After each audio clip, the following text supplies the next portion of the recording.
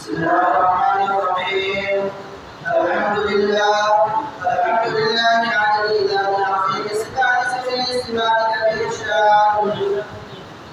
جليل القدر رفيع الذكر مطاع الأمر جليل الوعاد فقيم العزم عزيز العلم بسيط العلم كثير القرآن جميل الثناء جزيل العطاء مهم الدعاء عميم الإحسان سريع الحساب شديد العقاب يدين العذاب عزيز السلطان ونشهد أن لا إله إلا الله وحده لا شريك له في الأرض والأمر ونشهد أن سيدنا ومولانا محمدا عبده ورسوله المبعوث إلى الأسمد والأحمد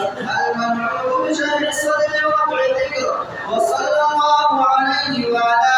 آله وأصحابه الذين هم أسد العرب عربا وخير الخلائق بعد الأنبياء أما بعد فيا أيها الناس وحدوا الله فإن التوحيد رأس الطاعات واتقوا الله فإن التقوى ملاك الحسنات وعليكم بالسنة فإن السنة تهدي إلى الطاعة ومن أطاع الله ورسوله فقد رشد واهتدى وإياكم البدعة فإن البدعة تهدي إلى المعصية ومن يعص الله ورسوله فقد ضل وغوى وعليكم بالصدق فإن الصدق ينجي والكذب وعليكم بالإحسان فإن الله يحب المحسنين ولا تقنطوا من رحمة الله فإنه أرحم الراحمين ولا تحبوا الدنيا فتكونوا من الخاسرين ألا وإن نفسا لن تموت حتى تستكمل رزقها واتقوا الله وأجملوا في الطلب وتوكلوا عليه فإن الله يحب المتوكلين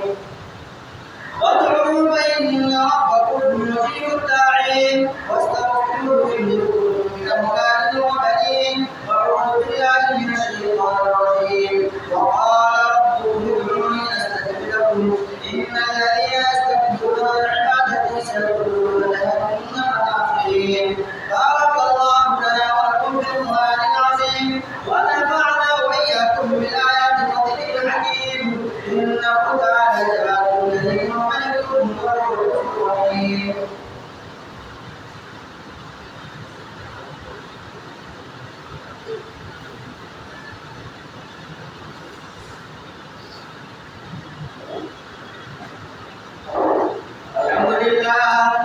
الحمد لله نحمده ونستعينه ونؤمن به ونتوكل عليه ونعوذ بالله من شرور انفسنا ومن سيئات اعمالنا من يهده الله فلا مضل له ومن يضلل فلا هادي له اشهد ان لا اله الا الله وحده لا شريك له واشهد ان محمدا عبده ورسوله ارسله بالحق بشيرا ونذيرا بين يدي الساعه من يطع الله ورسوله فقد رشد ومن يعص الله فانه لا يضر الا نفسه ولا يضر الله شيئا اعوذ بالله من الشيطان الرجيم بسم الله الرحمن الرحيم ان الله وملائكته يصلون على النبي يا ايها الذين امنوا صلوا عليه وسلموا تسليما اللهم صل على محمد عبدك ورسولك وصل على المؤمنين والمؤمنات والمسلمين والمسلمات وبارك على محمد وازواجه وذريته قال النبي صلى الله عليه وسلم ارحم امتي بامتي ابو بكر واشدهم في عمل الله عمر واصدقهم حياء عثمان رضي الله عنه وفاطمة سيدة نساء أهل الجنة وحمزة أسد الله وأسد رسوله اللهم اغفر للعباس وولده مغفرة وظاهرة وباطنة لا تغادر ذنبا الله في أصحابه لا تدخلهم وقت من بعده فأحبهم ومن أبغضهم فبحوث أبغضهم وخير أمتي ولي الذين يدعونهم ثم الذين يدعونهم اللهم أيد الإسلام والأنصار وأذل الشرك والشرار اللهم وفقنا لما تحب وترضى واجعل آخرتنا خيرا من الأولى اللهم انصر من نصر دين محمد صلى الله عليه وسلم واغفر له وغفر دين محمد صلى الله عليه وسلم ولا